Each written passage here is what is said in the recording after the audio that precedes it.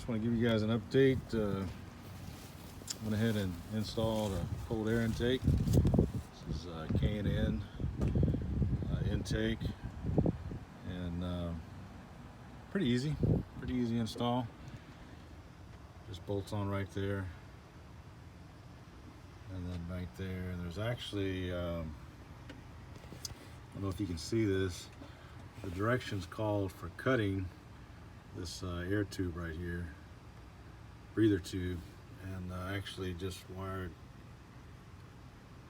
another hose to it and kind of kept everything intact just in case I want to take you know, this off, put the stocking back on or something.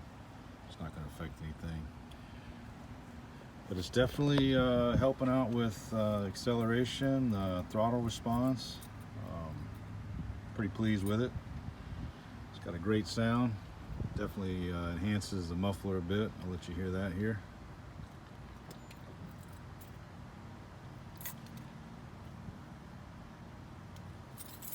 It'll start.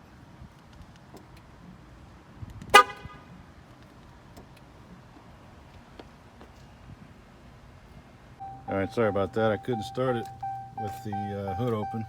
The remote start wouldn't work. Didn't realize that, so here we go.